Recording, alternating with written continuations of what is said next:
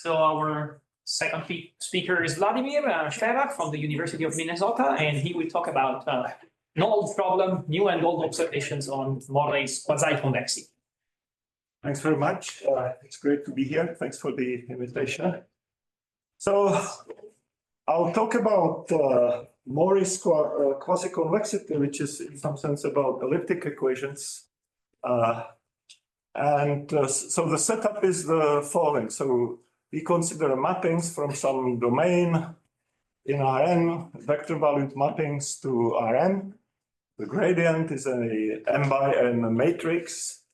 And we have a function on matrices, which we assume to be continuous, and we consider this classical variational integral.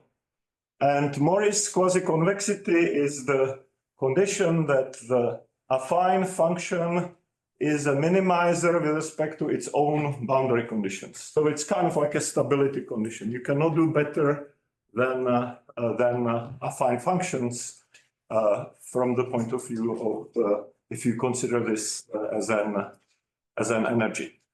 Equivalent formulations, you can consider it like this, where phi is a compactly supported function, you integrate over Rn, or periodic deformations, when you integrate over the torus, these are all equivalent. So the motivation of Morrey was in proving the weak lower semi-continuity of this integral to be able to get existence result by direct method. You minimize your functional for some boundary conditions or in some class of functions, and to be able to get the existence, you would like to have lower semi-continuity. And it turns out that this quasi-convexity condition is equivalent to it.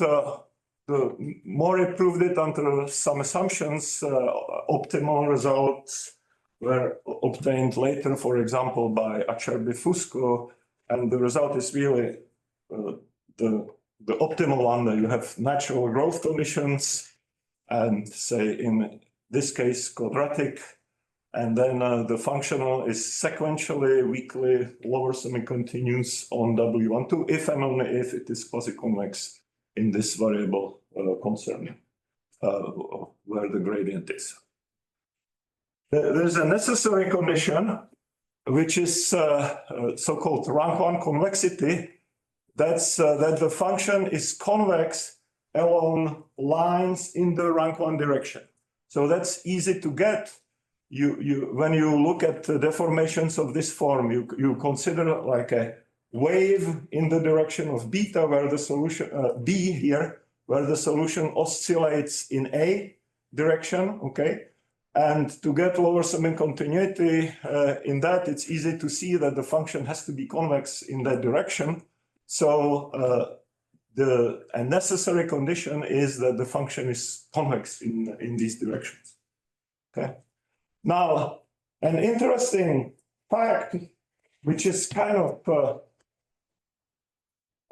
not always the case when you consider like functions which are convex only in certain directions, is that in this case you have a complete characterization of rank 1 affine functions, and so that's functions which are linear in these directions.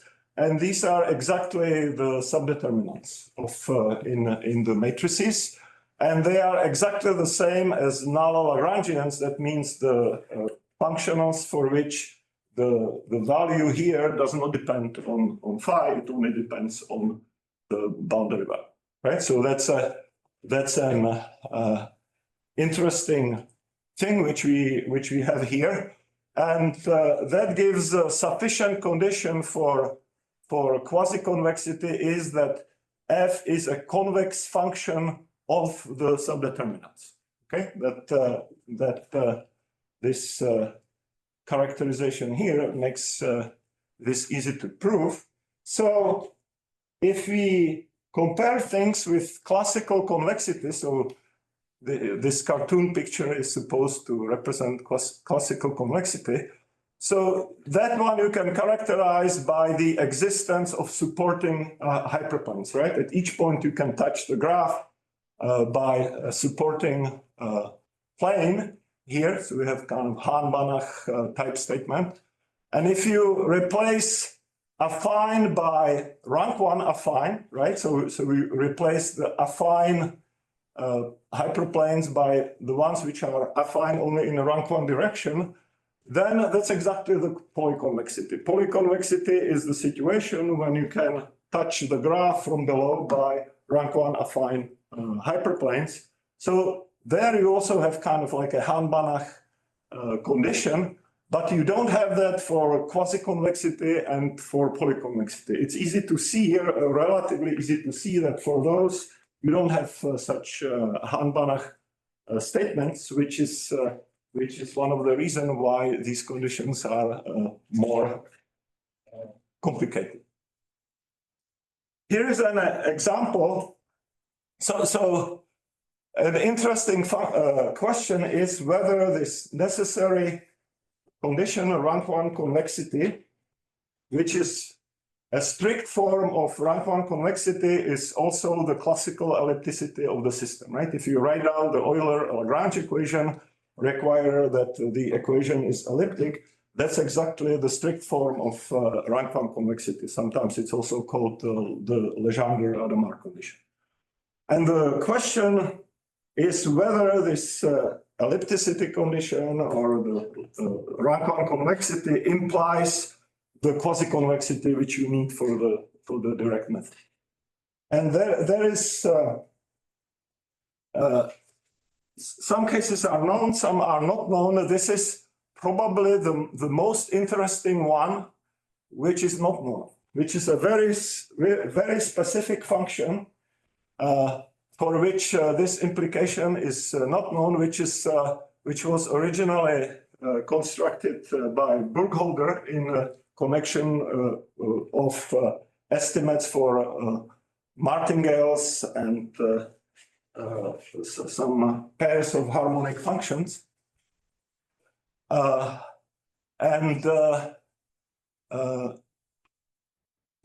function is defined in the following way. So it's a function on 2x2 matrices. You take a matrix, you decompose it into the conformal part, right? So these are in the linear hull of SO2, and this is a perpendicular space. So we decompose it like that. Let's call it x plus and x minus, and then the norm of x plus is just the operator norm, or in this case, it's just the square root of a squared plus b squared, right? If you think about it as a complex number, it's just the norm of that complex number.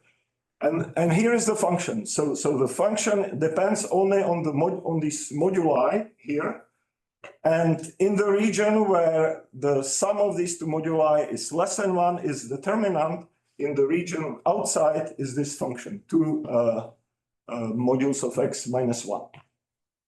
So this region where the function is determinant, it's exactly the convex hull of the group O2 of all orthogonal transformation, or if you like, the norm of all matrices where the operator norm is less or equal to 1, or the norm, the space of all matrices where the map which the matrix gives you is a short map. It means it shrinks distance, right? So that's this green region here. The rest, in the rest, the function is even simpler. So this function you can check it is rank 1 convex. That's an easy computation, but it is not known whether it is quasi-convex, and its quasi-convexity would have interesting consequences.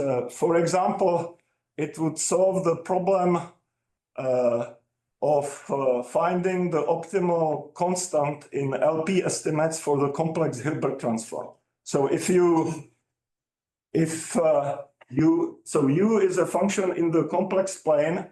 If you let's say it's compactly supported, if you know d bar, you know d, right? Because it's the Fourier multiplier is something like zeta divided by zeta bar or something like that. So it's a L2 isometry. And the question, it's by Steinberg theory, it's a bounded operator on LP.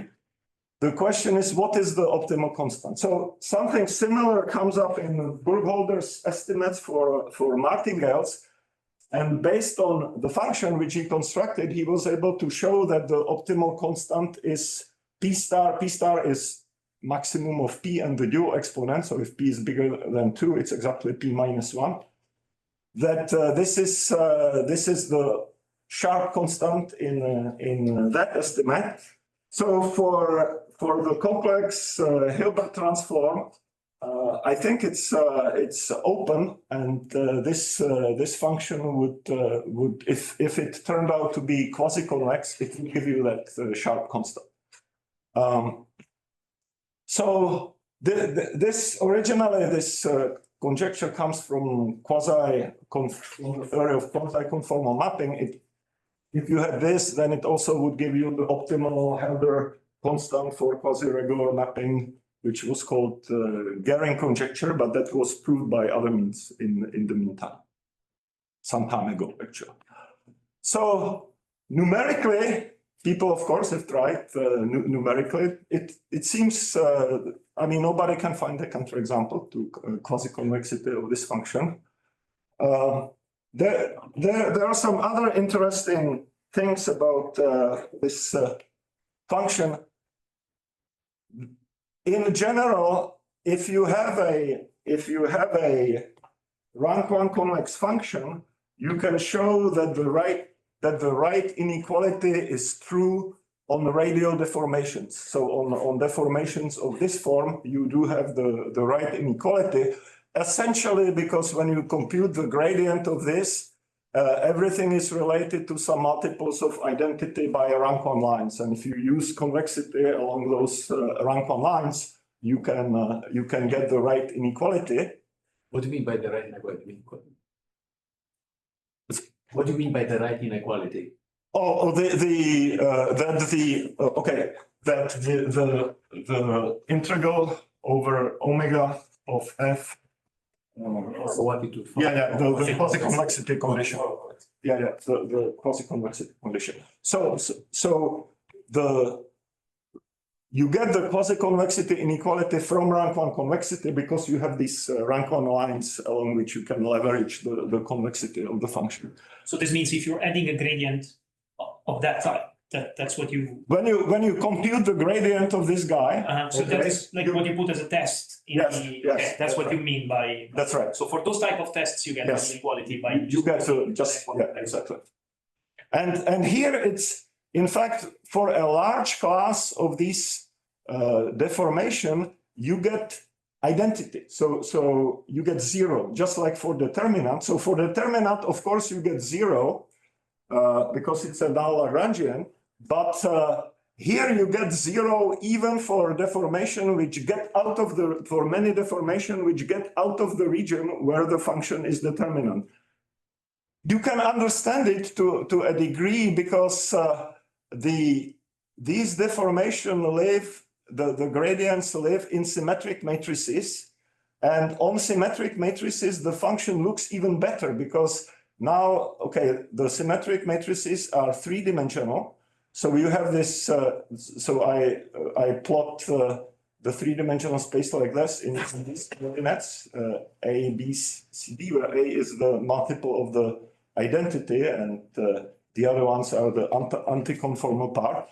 And there, so you have this diamond type shape where the function is determinant, and outside in each half space, the function is affine. It's exactly affine to A minus 1, okay?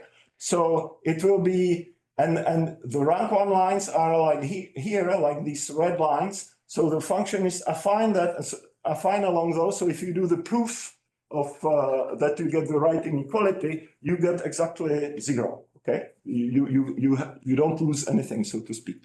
So that means that you are at the borderline case, and if you could perturb it a little bit, you could get a counterexample, right? Like every perturbation has to give you a positive value not to get a counterexample. So you can you can compute the first variation, which is easily to be seen to be 0. If you calculate the second variation, that's it turns out that we did that with postdoc at the IMA Roma Avis a few years ago. It's also positive. So naively you would think you cannot take a second variation because the function is not twice differentiable of the gradient jumps. But when you look at it closely, you see that the region where this part where the function is not differentiable is engaged is sufficiently small so that it's still compatible with having a second derivative of this quantity here. And the derivative comes out as the expected term from the second differential of the gradient plus some term from the area where the gradient jumps. And if you try to get the right inequality, eventually you can do it. You don't get any kind of deep new inequality. You can just do everything by Cauchy-Schwarz, but it's an interesting computation. Okay, so you there's no counterexample in the neighborhood of these precise zeros which you get. But do you get it strictly bigger than 0 though? I mean, like, because of course, if you have some generic reactions, you could hope, I don't know, maybe you go to the fourth order. Yeah, that's a good point. Yeah, I mean, you get Cauchy-Schwarz at a few places, so you could trace, equalities in Cauchy-Schwarz, but it didn't look very hopeful as a strategy to get a counterexample. So we kind of abandoned but definitely the second variation looked kind of interesting, and you cannot get a counterexample in that way. So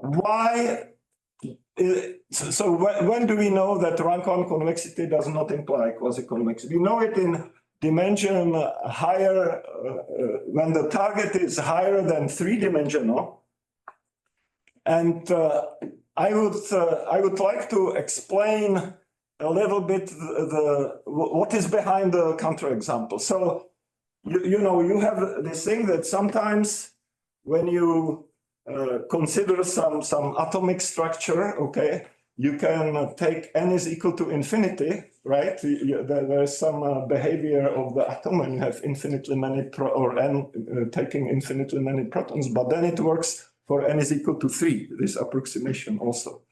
And so here it's kind of similar.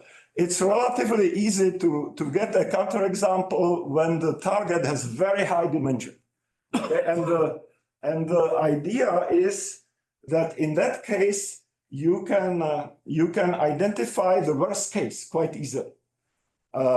So let's do it on this case when you restrict your deformation, say on the torus on piecewise affine deformations. When you tile the torus, say with these 8 triangles, and you want the deformation to be piecewise affine on these triangles. So it's periodic. So this point is the same as that point. This point is the same as that point. So you really have 4 points where you can choose your deformations, right?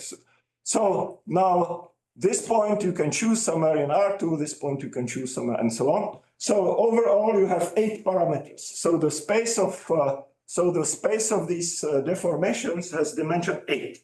So now you can think about something which you might call a universal deformation. So that's a deformation which maps, say, the first component goes to, say, E1 here in this R2, the second component goes to E2 in this R2, and so on. So that's a deformation such that any other deformation you can get by composing it with a linear mapping, okay? Now so that's here, like if I have this one universal deformation, then any other you can get from it by composing it with a linear mapping. You can prolong this to matrices, so to speak. So if you have this linear mapping, you can prolong it to matrices. You act on just the first component here of this tensor product. And so if I now the point is that so essentially the point is that any test function can be factored through this deformation, and any function on this, say, m by 2 matrices can be lifted to a function on this with this 8 by 2 deformation. And the properties are lifted in such a way that it's favorable to constructing a counterexample. In other words, if you have a rank 1 convex function downstairs, you lift it, you still have a rank 1 convex function because this prolongation gets rank 1 lines to rank 1 lines.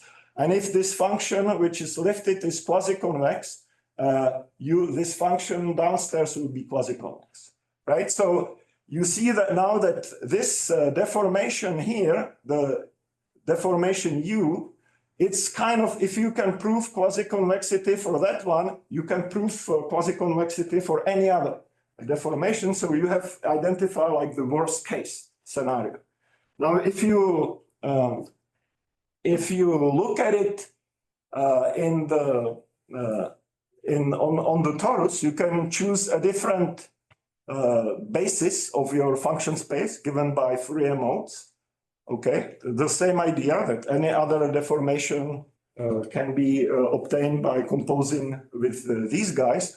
So this should be a kind of universal deformation. In that case, you compute the gradient and you see what it says about this problem about quasi-convexity versus rank 1 convexity. So when you look at the geometry of the gradients, which you obtain from this deformation, you find out that essentially it's the subspace which they generate, it's isomorphic to Cn. It's the same as Cn. It's parameterized by n complex numbers. And the rank 1 convexity essentially is equivalent to separate convexity in each of these variables, right? So that's the rank 1 convex functions and this universal deformation. That's how they play together. And now what you're trying to do is the following. So you have these functions on Cn, on n-dimensional complex space, which are separately convex. And if you map your torus into it, you can think of the following picture. So in the space Cn, you have the n-dimensional torus, just C S1 cross S1 cross S1, right? The maximal torus, if you like, the circle in each component. And for that, if you integrate over that torus, over that maximal torus, you do get the right inequality that the average over the torus of a separately convex function is bigger than the value at 0 just by going one by one. You do Jensen's inequality in the first variable, Jensen's inequality in the second variable, and so on. Okay, but now your deformation does not cover the whole torus, right? It's an embedding of a two-dimensional torus into this n-dimensional torus. So you see that if you're only averaging over this embedded torus, and so it looks dangerous that there's no reason why just separate convexity should give you the right inequality. It does give you some restriction, but does not quite give you the inequality, and you can check that it is indeed the case. And if you go to n is equal to 3, that's enough for this counterexample. You see that in some sense, it might be interesting to try to get more from this picture, because you see in some sense the function is trying to be quasi-convex, right? If you go to high frequencies, then these tori are dense or more and more dense. So it's almost like if you were averaging over the full torus, but the low frequencies create a problem. Now you can get from this deformation also some interesting things about regularity for minimizers or Euler Lagrange solutions of these functionals. and still some more observations about rank 1 convex functions. Let's just take this. So that's kind of how you would start to build the universal deformation. And it turns out in this case, already taking 3, so that's 6 dimensions is enough. So the gradient of this deformation is in 6x2 matrices. Okay, so there you have what are the null Lagrangian in 6x2.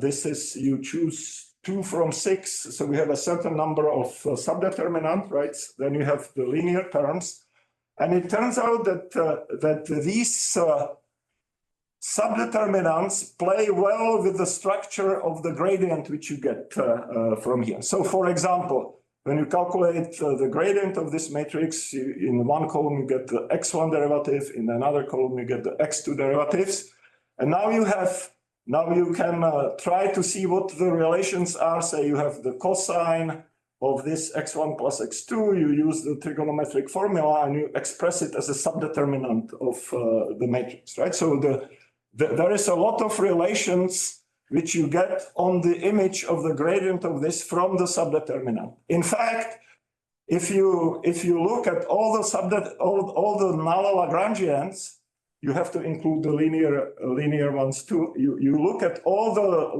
null Lagrangians which vanish at this set of gradient, they define exactly the set of gradients plus 0. Okay, so if you do like the closure of this set of gradients by null Lagrangians, you get exactly the set plus 0. Okay, every other point other than 0 can be separated by a null Lagrangian that vanishes on the set.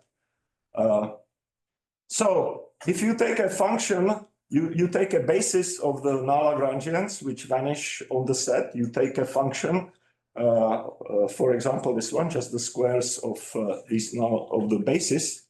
It's a polyconvex function, and it looks like that.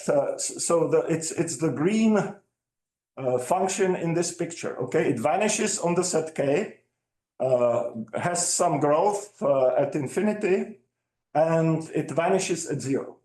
And moreover, it is convex in the neighborhood of 0. Okay, and if you test the rank 1 convexity at 0, then you get equality, because at 0 the value is 0, and at the set K the value is also 0. Okay, so you have exact equality for this particular deformation.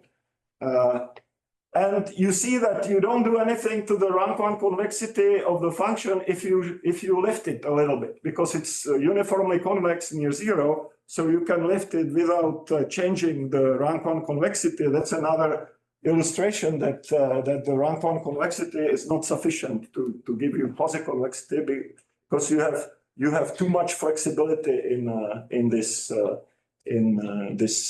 this point.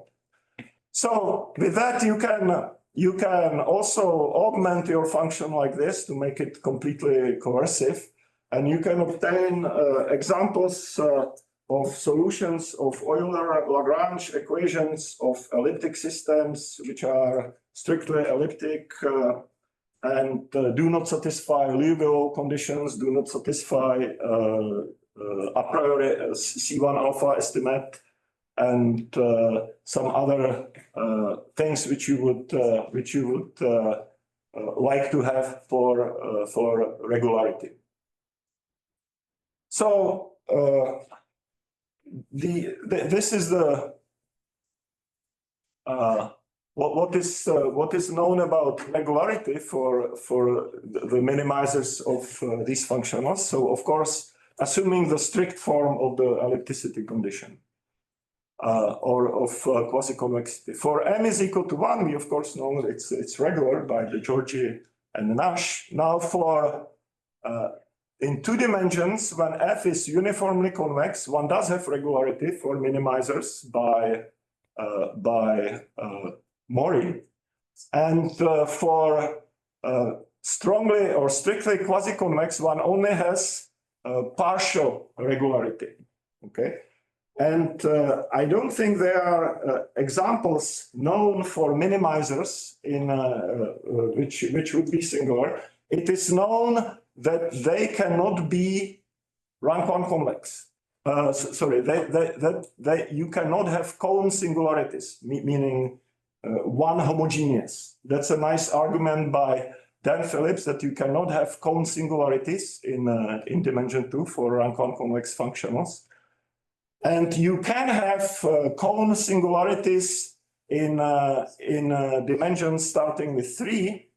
And these cone singularities in dimensions, in these higher dimensions, can also be somewhat related to some form of universal deformation. They originate in the work of Nečas in the 70s. Then we improved it a little bit with a student a long time ago, and more recently, Connor Mooney and Ovidius Savin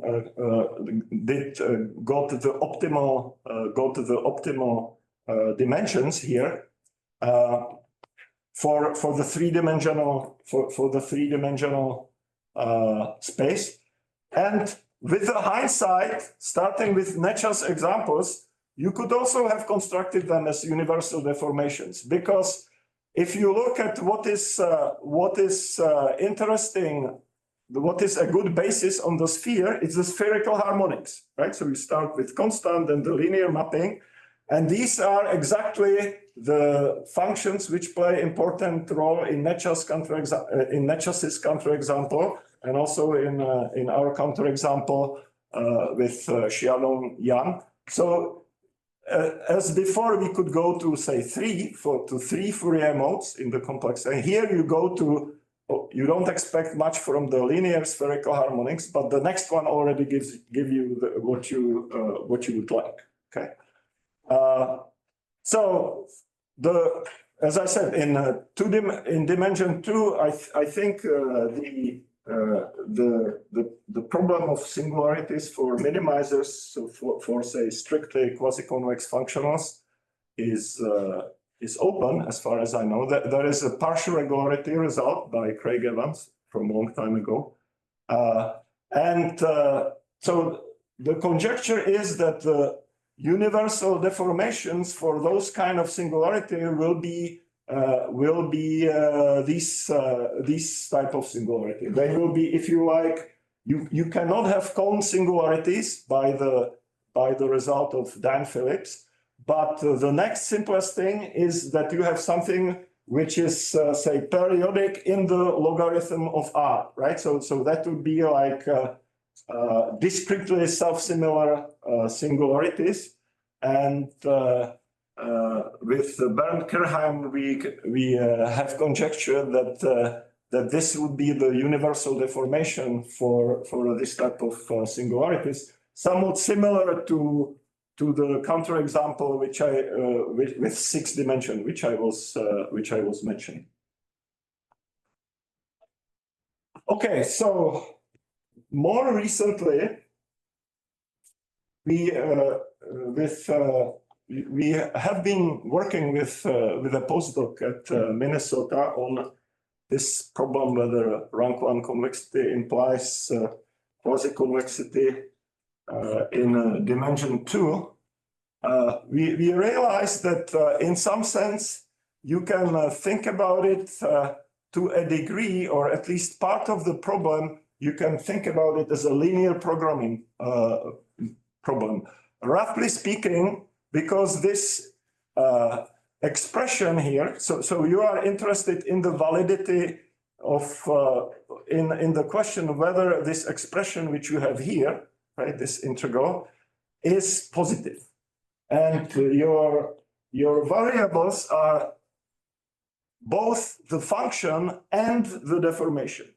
Okay, now, if you fix the deformation and you are thinking about the function, it's a linear expression in the function, right? So it's a linear expression in the function.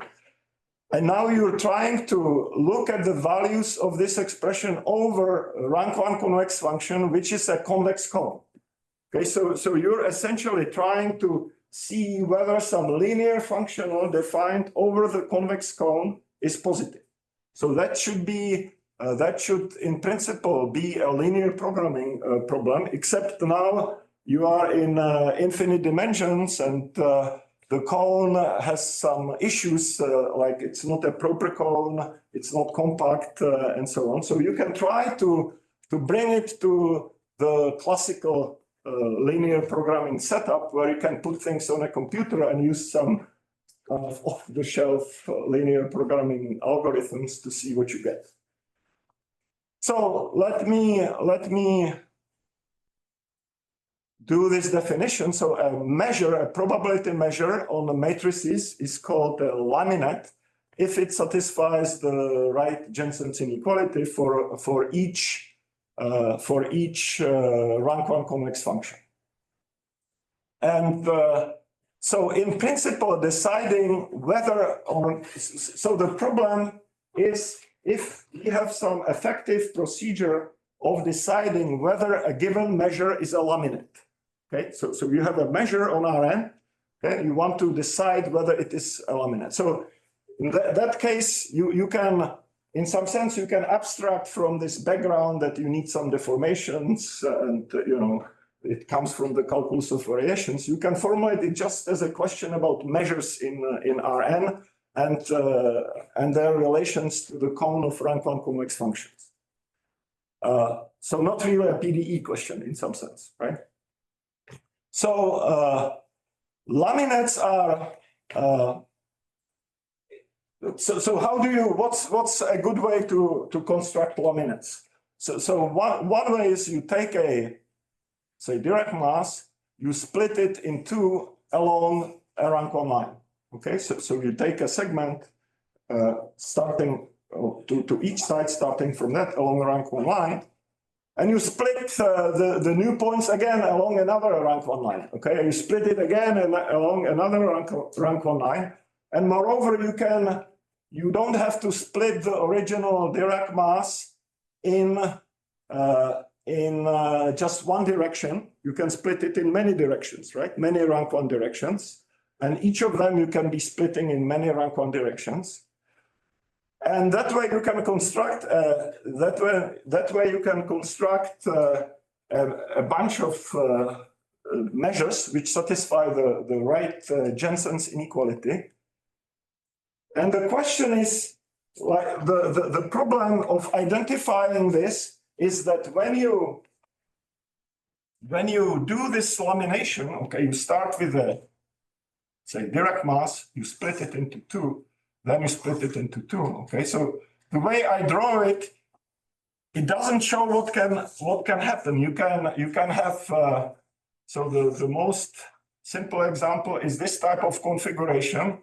When you start, say, splitting this measure, okay, you split it, you go here, then you split this one, okay, then you split this one, and eventually, if you do this splitting infinite time, you take a limit, you erase all these points. Okay, so the whole measure kind of hides the way in which you constructed it, right? So you construct this splitting, but in the final version of the measure, all the points which you used for the splitting are hidden, and you don't know what they are. Okay, so it's like you have some kind of scaffolding to construct something, but then in the end you destroy this scaffolding, and only the final product is left.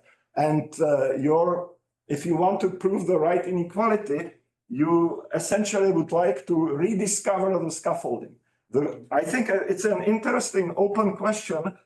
If this is kind of manageable from the point of view of linear programming in this set of rank 1 convex functions. Okay, so what we could do is the following. So the situation which you would like to have is the following.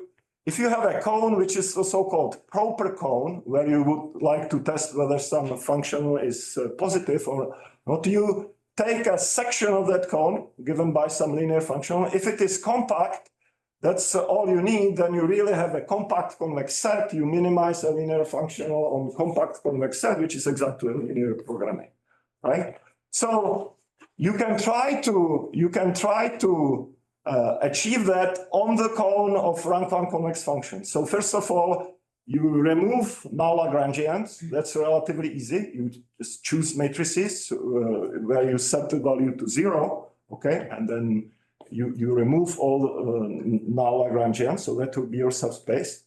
But then you can try to take this functional, which gives you a slice of the cone.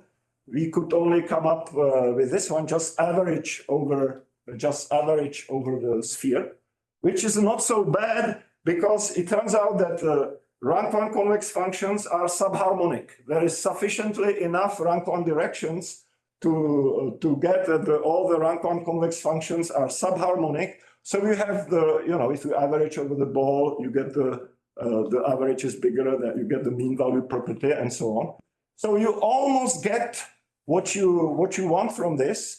And you can get some kind of compactness, but the problem is degeneracy, because if the infimum is 0, then the dangerous thing is that if you average, say, over this sphere, if this is the sphere, and you're trying to minimize the functional over some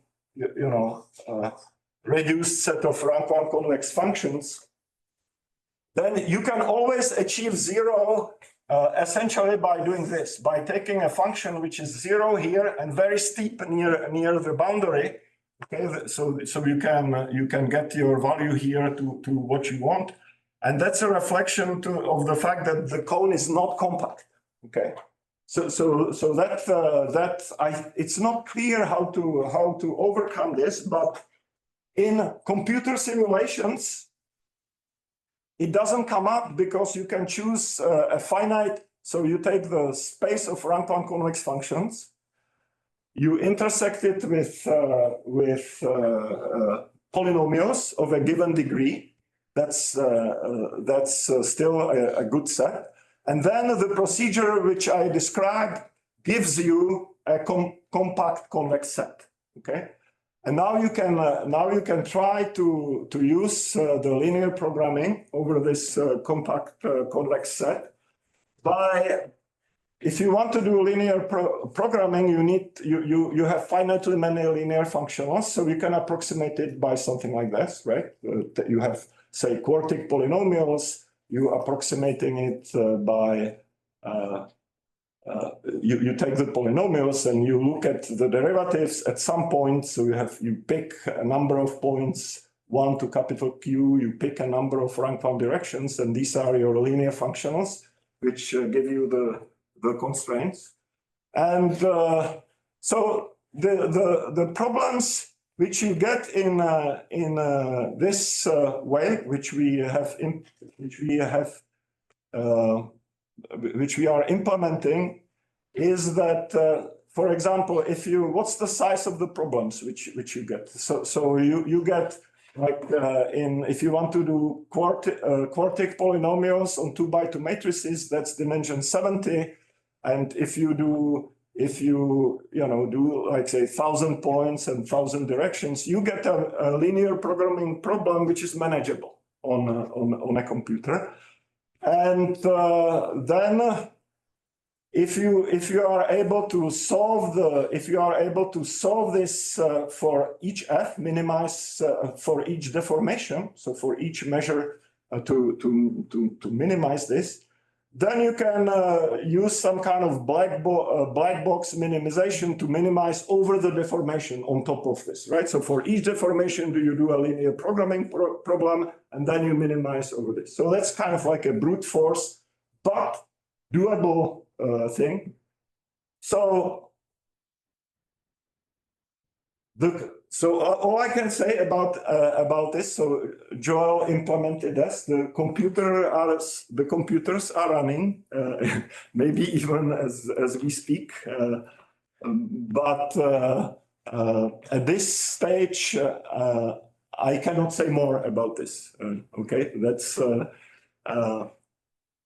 I would like to. But in this case, you can do it, right? I mean, the computer can give you a result, presumably.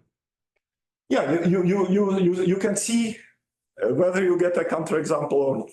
But you don't know yet.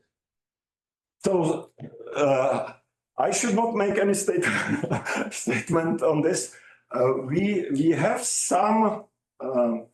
something which looks promising, but it needs much more verification. That's what So the counterexample as well. It just needs much more verification. Okay. And but I would like to point out this theoretical problem, whether this linear programming procedure or any other procedure, because it's essentially a complex convex problem, whether it's able to reconstruct the structure of the laminate. Like if let's say you would be able to do without any approximation or anything, you would be able to do this minimization over the rank 1 convex functions. Are you able to reconstruct the structure of the laminate, or is the reconstruction like an intrinsically hard problem which you cannot really do? So that's I think like a good theoretical question in this direction, which is not really related to PDEs. Okay, that's all I have to say. Thank you.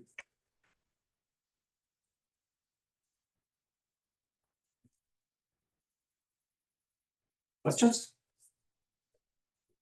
Why are polynomials of a certain degree? Why are they enough in order to decide? So you can show that if you have a counterexample, then you have a counterexample of with a polynomial of a certain degree. Okay, so that's good enough. Yeah. That's a sufficiently large class. How large degrees? That's of course so for example, when you go to let's say 3x2 matrices and cubic quartic polynomial, the dimension is 200. So the dimension is 210. The dimension grows quite rapidly, but it's on a big. If you have a big computer, you can. So this will only be good to find a counterexample. So that's a very good question. My suspicion is if you don't get counterexample in this way, that's a strong indication that it's true, because this is like really you searching almost everything, right? You have to go to infinite dimension. Well, but I mean. I don't know, maybe you can say quartic is not enough, but if you say polynomials of degree 8, I think if you don't have a counterexample there, I don't think you have a counterexample. Or you could come up, of course, with other finite dimensional approximations, right? That's an interesting question. So, what are other approximations? Which one? It doesn't seem to be so easy to come up with good approximations of rank 1 convex functions. Polynomials are natural, but if you start thinking about some piecewise affine or piecewise rank 1 affine, it's not so easy to glue them together.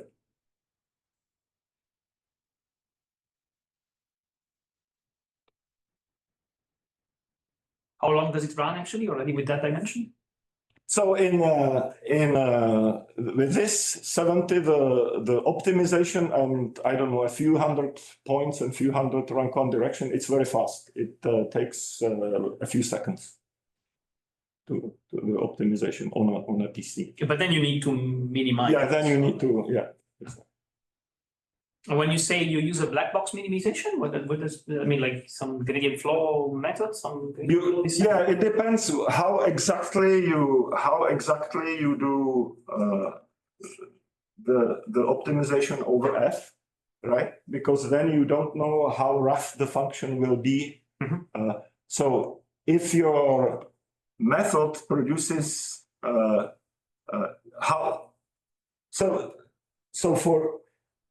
you have some things to choose, like the number of points, the number of rank 1 directions, and if you change the choice, you may change the function in a non-smooth way, so to speak. Right. So the guy is not going to be much better than Lipschitz, right?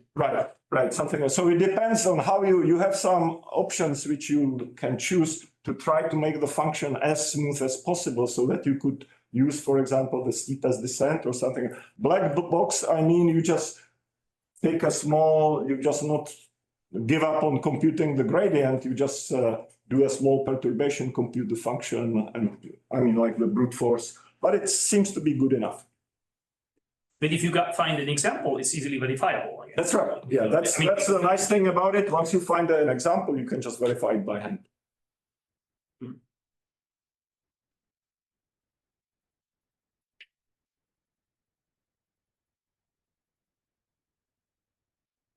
Any more questions? Well, if not, thank you.